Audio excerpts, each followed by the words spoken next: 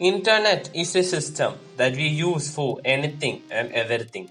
A vast network that helps us keep connected to the world. But do you know who owns the internet and how it works? Hello guys and welcome to InFact. Before knowing who owns the internet, let's know what is internet and its history. The Internet is a global system of interconnected computer network that uses the Internet Protocol suite to communicate between network and devices. The Internet carries a vast range of information, resources and services such as interlinked hypertext documents and application of World Wide Web linked by a broad array of electronic, wireless and optical networking technologies. The history dates back to 1960s when Advanced Research Project Agency, a constituent of Department of Defense of USA, started sharing data between computers.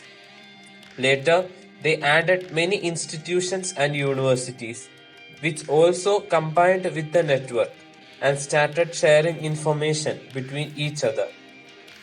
The network started to expand, and more private institutions and later ordinary citizens started sharing data through the network of linked computers.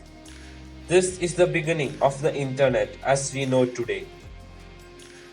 Today, internet has been connected to each and every devices in our home, from laptop to security cameras. But who controls all this data? The truth is, there is no centralized organization who controls the data on internet. The internet service can be divided into three tiers. The tier 3 is the local service provider. The tier 2 is a national level service provider and tier 1 is the intercontinental service provider.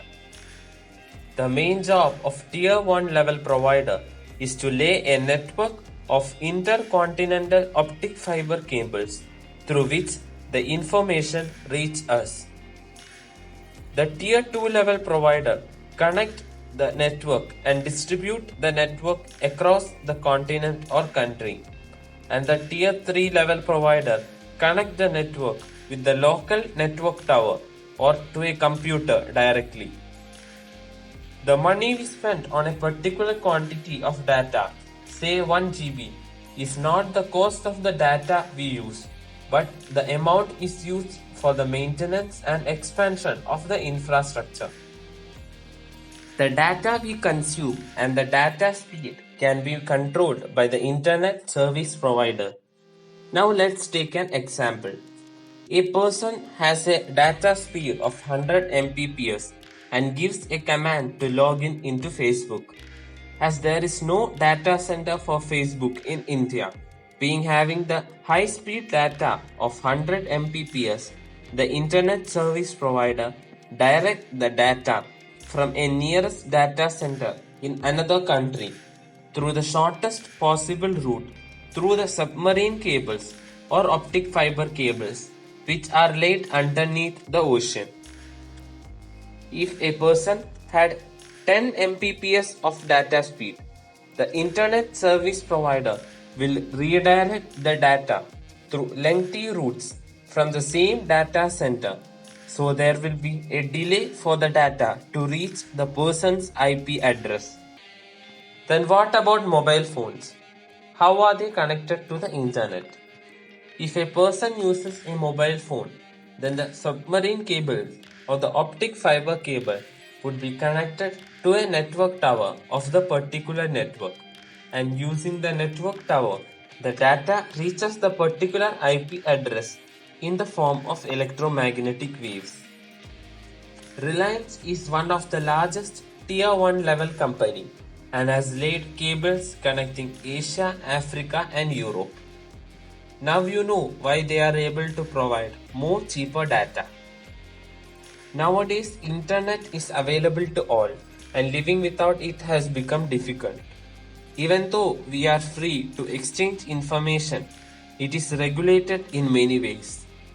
The Internet Society keeps standards and policies and the Internet Engineering Task Force, which help to maintain the architecture of the Internet. As users, we are responsible for what we put in the Internet, and the data we put can be used, sold, or exploited in many ways. In this sense, we all own a little bit of Internet. We are the Internet. If you enjoyed the video, please like, comment and share the video. Also, don't forget to subscribe to my channel for more future content. Thank you and Jai Hind.